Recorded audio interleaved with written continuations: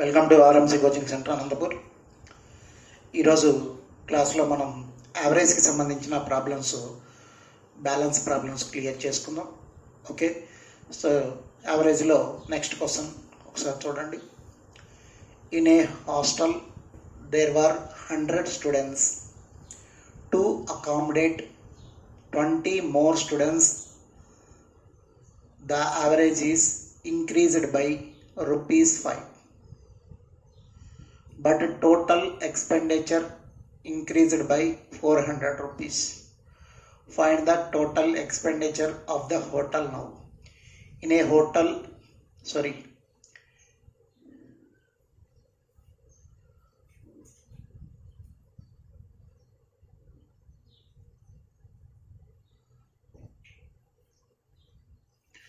in a hostel there were 100 students. To accommodate 20 more students, the average is increased by ₹5.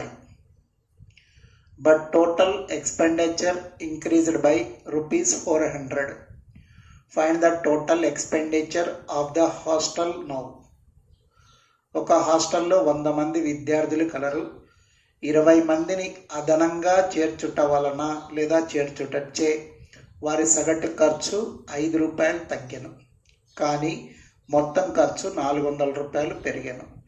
అయితే ప్రస్తుతం hostel మొత్తం ఖర్చు ఎంత? ఒక హాస్టల్లో 100 మంది విద్యార్థులు ఉండాలి. అందులో 20 మంది అదనంగా వచ్చి చేరారు.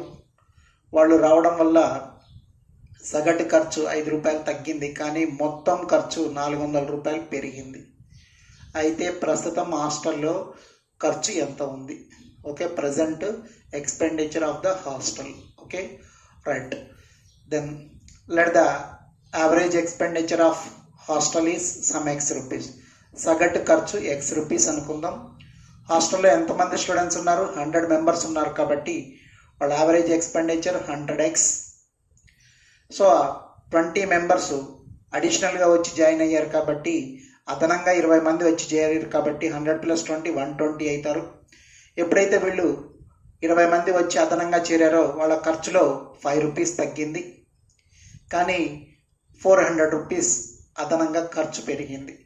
యావరేజ్లో ₹5 తగ్గింది, ఖర్చు మాత్రం 400 పెరిగింది అన్నాడు. 400 increased.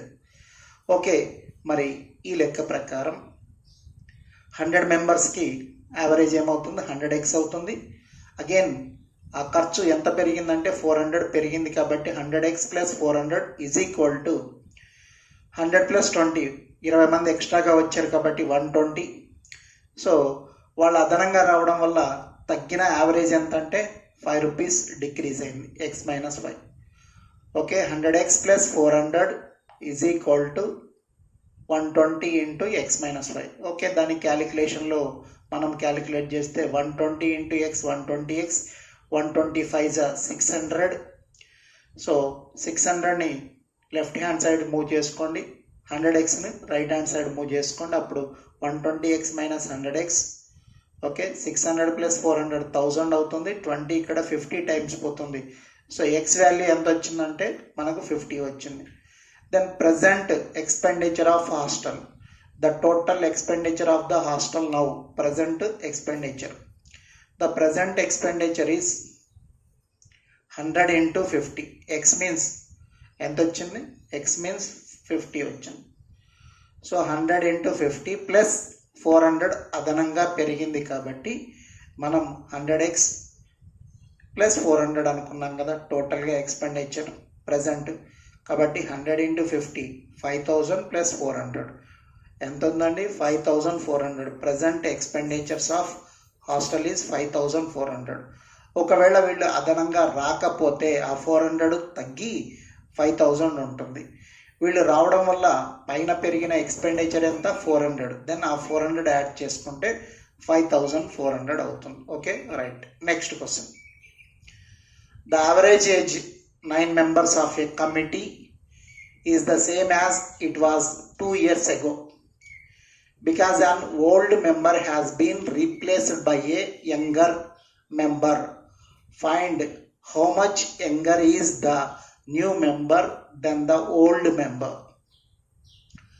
The average age 9 members of a committee is the same as it was 2 years ago because an old member has been replaced by a younger member. Find how much younger is the new member than the old member. Okay అండి, ఒక ముసలివాడికి బదులు ఒక యువకుడిని చేర్చుట వలన 9 మంది సభ్యులు గల ఒక కమిటీ సగటు వయస్సు 2 సంవత్సరాల క్రితం వలె ఉన్నది. అంటే 2 years డిక్రీజ్ అయింది. 2 సంవత్సరాల క్రితం వలె ఉన్నది అంటే 2 years డిక్రీజ్ అయింది, తగ్గింది అని అర్థం. క్రితం వలె ఉన్నది. ముసలివాని వయస్సుకు మరియు యువకుని వయస్సుకి గల భేదం ఎంత? ఓకే, సో టోటల్గా కమిటీలో ఎంతమంది ఉన్నారంటే 9 members ఉన్నారు. వాళ్ళ యావరేజ్లో డిఫరెన్స్ ఎంత వచ్చింది? 2 years వచ్చింది. ముసలాయనకు బదులు ఒక యంగ్ బాయ్ని తీసుకొచ్చి పెట్టడం వల్ల అక్కడ 2 years యావరేజ్లో డిఫరెన్స్ వచ్చింది. ఆ డిఫరెన్సే వాళ్ళ ఇద్దరి ఏజ్లో డిఫరెన్స్ అవుతుంది. కాబట్టి 9 2s 18, that's all. Okay, find how much younger is the new member than the old member, that is 18 years.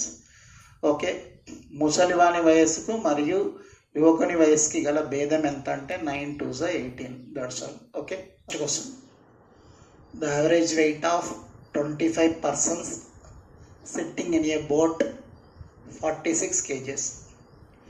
A new person added to them.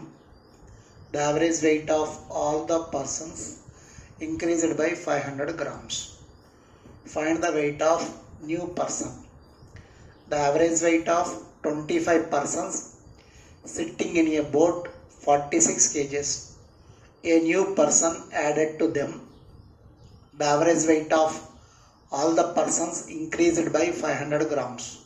Find the weight of new person. ఒక పడవలో కూర్చున్న 25 మంది వ్యక్తుల సగటు బరువు 46 kgs, 46 kgs.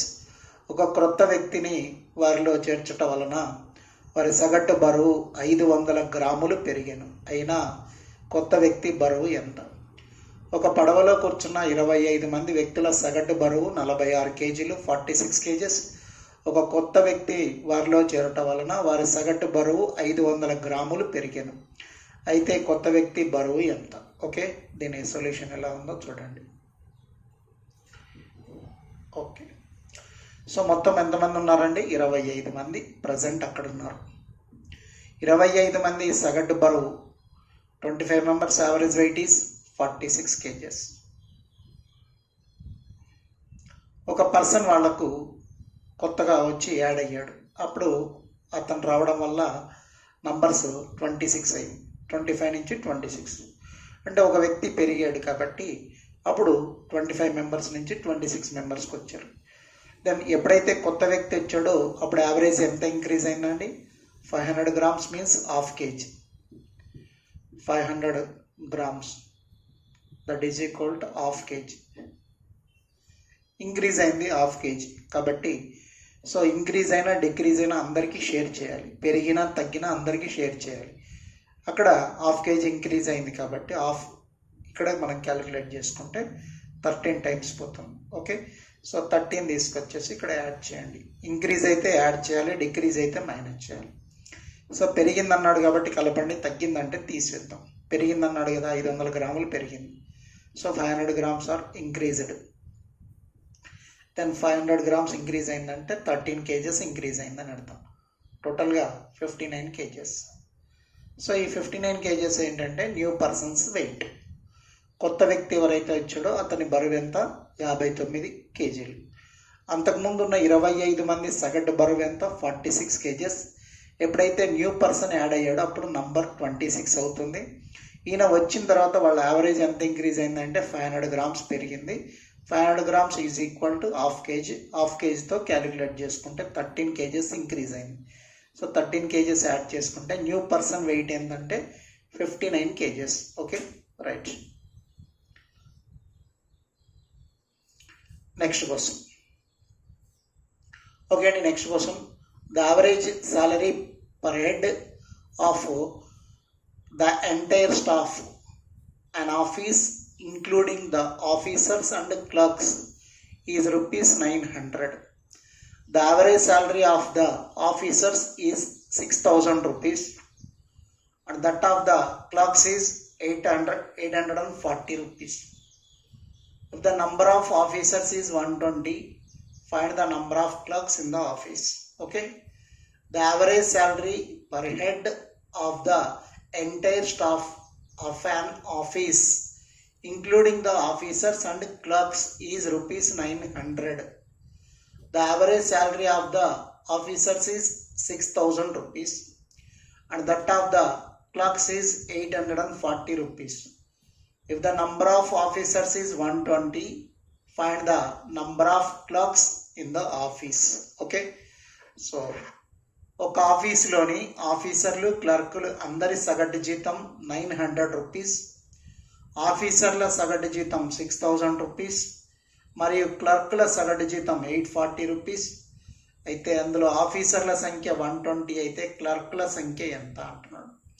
So officers 120 ఉన్నారు, అయితే number of clerks మనం క్యాలిక్యులేట్ చేయాలి. ఓకే అండి, రైట్. ఇప్పుడు ఇక్కడ మనకి ఇచ్చిన క్వశ్చన్ ప్రకారం ఆఫీసులో ఆఫీసర్లు ఉన్నారు, క్లర్క్స్ ఉన్నారు.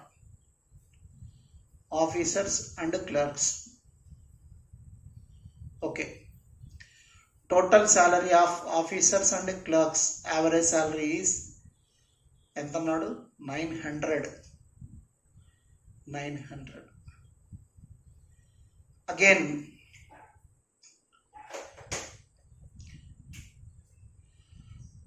officer salary 6,000, clerk salary 840. Next, officer number of officers is 120. Number of clerks మనం ఫైండ్ చేయాలి. ఓకే అండి, officers clerks total salary average ఎంత అంటే 900. ఆఫీస్లోని ఆఫీసర్లు క్లర్క్ల అందరి సగటు జీతం 900. ఆఫీసర్ల సగటు జీతం 6,000. అగైన్ క్లర్క్ల సగటు జీతం 840. ఆఫీసర్ల సంఖ్య 120 అయితే క్లర్క్ల సంఖ్య ఎంతో మనం కనుక్కోవాలి. Okay, right. The difference between 900 and 840 is 60. 6,000 and 900, 5,100. So calculation 0 0 cancel. 6 ones are 6, 85s, 1:85. So ఆఫీసర్లు ఒక భాగము, క్లర్కులు 85 భాగాలు, 85 parts. Officers are 1 part here and clerks are 85 parts. So 1 పార్ట్కి ఆఫీసర్లు ఎంతమంది ఉన్నారండి? 120 ఉన్నారు. అయితే క్లర్క్స్ 85 పార్ట్స్కి ఎంతమంది ఉంటారు? ఆఫీసర్స్ ఒక భాగానికి 120, 120 అయితే 85 పార్ట్స్కి క్లర్క్స్ ఎంతమంది ఉంటారు? వీళ్ళు ఆఫీసర్స్, వీళ్ళు clerks. Okay, then 85 into 120. 12 5s are 60, 12 8s are 96, 102. So మొత్తం క్లర్క్స్ ఎంతమంది అంటే 10,200 క్లర్క్స్. ఆఫీసులో ఉండే clerks number of clerks 10,200. Okay, right. So ఈ విధంగా మనకి ఇంతకుముందు కూడా ఒక క్వశ్చన్ చేసాం. సో అదేవిధంగా ఈ క్వశ్చన్ కూడా ఉంది, చూడండి. 3 years ago, the average age of a family of 6 members was 19 years. A boy having been born. The average age of the family is the same today. What is the age of boy? 3 years ago, the average age of a family of 6 members was 19 years. A boy having been born. The average age of the family is the same today. What is the age of boy? 3 సంవత్సరాల క్రితం 6 సభ్యులు గల కుటుంబం యొక్క సరాసరి వయసు 19 years. ఒక బాలుడు జన్మించినా కూడా ఆ కుటుంబం ప్రస్తుత సరాసరి వయసు అదే అయితే ఆ బాలుని వయసు ఎంత? 3 సంవత్సరాల క్రితం 6 సభ్యులు గల కుటుంబం యొక్క సరాసరి వయసు 19 years. ఒక బాలుడు జన్మించినా కూడా ఆ కుటుంబం ప్రస్తుత సరాసరి వయస్సు అదే అయితే ఆ బాలుడి వయసు ఎంత. ఓకే,